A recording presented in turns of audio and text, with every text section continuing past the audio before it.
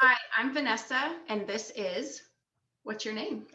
Oh, This is John, and we are with the Flybrave Foundation, and we are small business owners. The Flybrave Foundation is a nonprofit, and we provide employment training for young adults on the autism spectrum.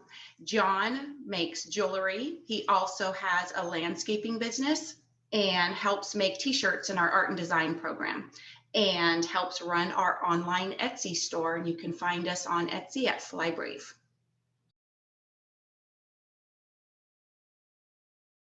When I look back at the beginning when John was first diagnosed, what I can share with parents is it's a shock when you receive a diagnosis like this, not just autism, any diagnosis. Of course, it's a shock because your life is changing and you will go through feelings. I cried and I tried to understand what this life was going to look like. But I guess my message to everyone is don't stay there too long. Process it and then realize you were given a gift.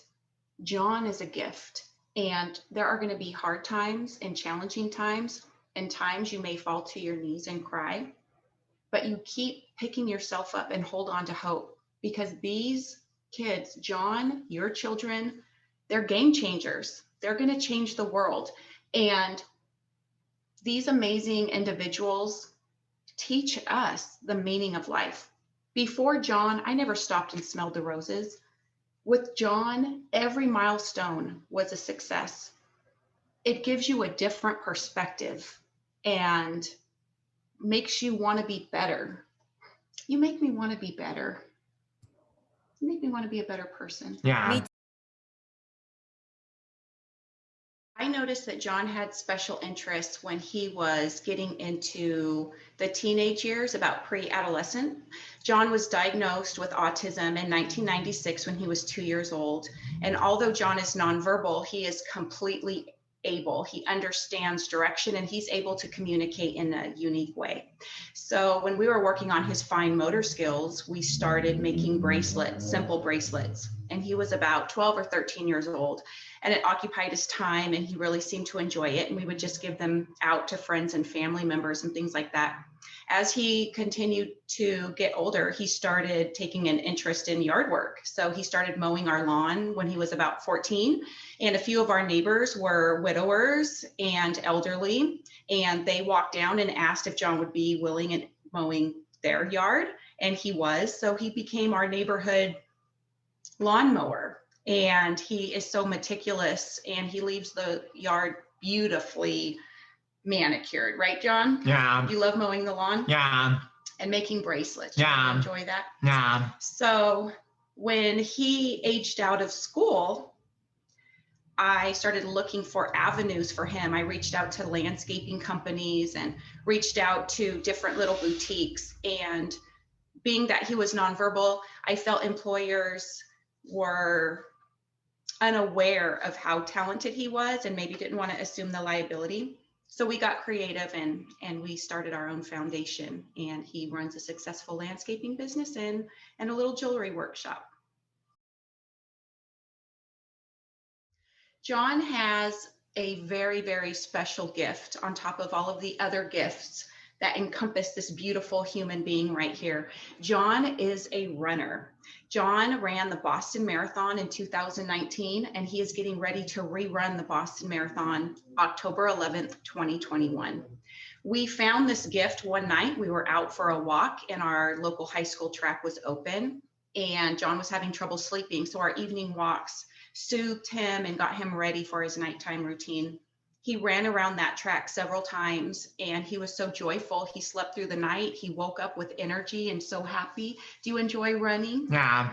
And it was right then and there that I knew we were onto something. So I signed him up for the Special Olympics. I became a coach so that I could be on field with him. And he learned all of the fundamentals of running.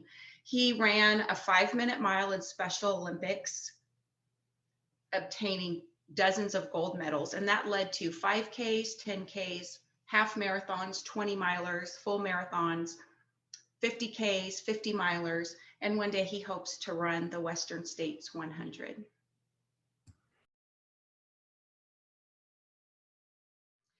Few tips I would give parents that have younger children or children going into puberty, because I feel across the board puberty is a challenge. For those of us who are neurotypical, puberty is a challenge. It was a challenge for me, it was a challenge for my brothers.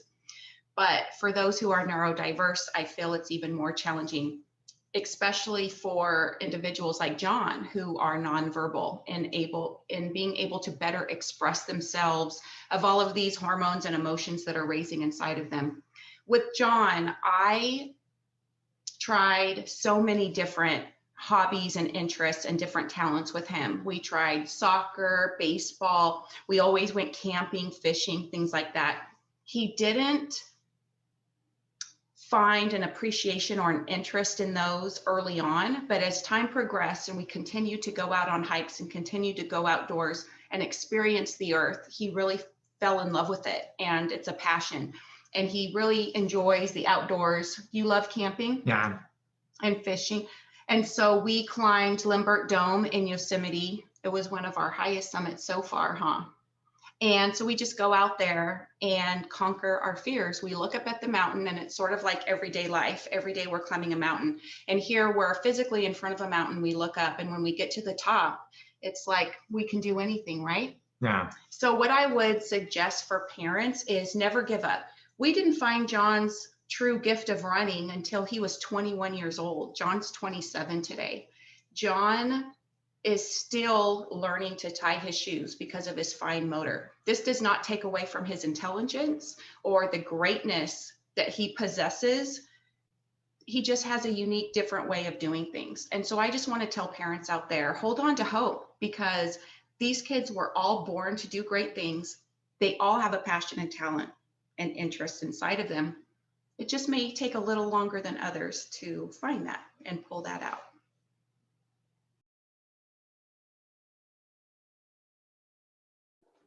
What would you like to show everyone out there? Would you like to pick some of your favorites? Oh, the mermaid necklace. Okay, so you just hold it up so you can see it on screen a little higher. Oh, I love that. That's okay, beautiful. What else do you want to show? Okay, so we want to turn it this way. And this is the Rock Moon collection here. It's a bracelet. Let's show some of the beaded bracelets, because that's really where your talent and strength lies. Yeah.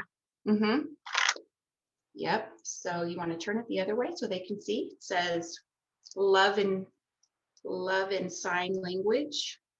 And it's these beaded bracelets that go on. And how about if we show, oh yeah, you love the glass leaf, don't you? Oh, I love that. It's so beautiful.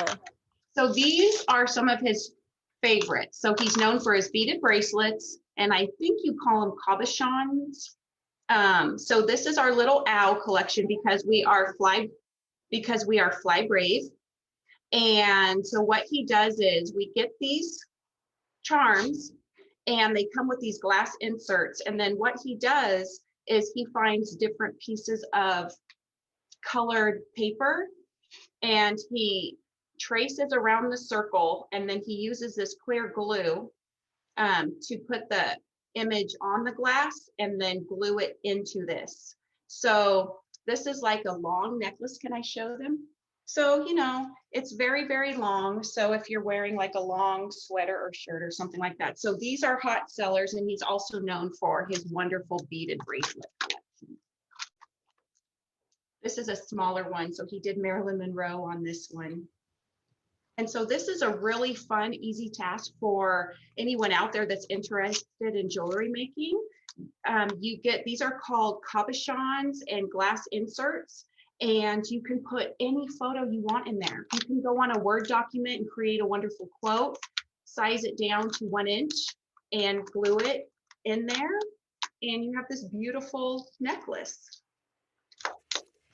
I can really see how proud John is. Like his face just is lighting up. It's showing people his work. It's amazing. Follow your heart. Follow your heart. I love it. All right. So do you have any more, or that's your collection? He has a whole collection here. These are all of Wow. John's beautiful jewelry designs here.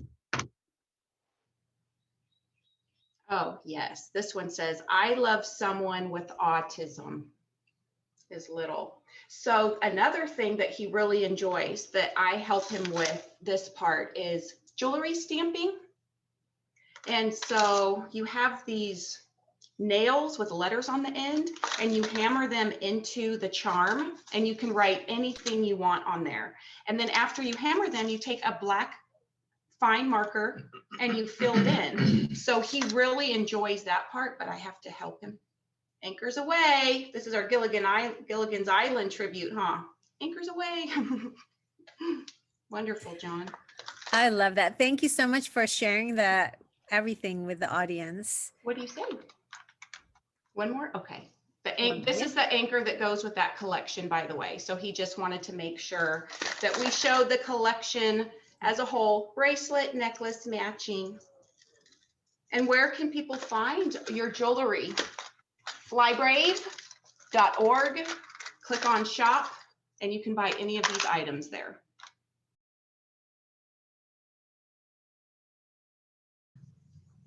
Coffee. Coffee. Really? So John just celebrated his 27th birthday, and he got $180 in Starbucks gift cards. So we loaded him up on the phone, and when we go into Starbucks, he just puts it on there. But John spends his money on coffee, and what's your other thing? What's the other thing that you like? Oh, and milk. He really loves milk, and running shoes. So John loves running shoes. What? Yes, coffee with milk and sugar. So he likes caramel macchiatos, don't you, John? So John, when he gets his money, he saves it up.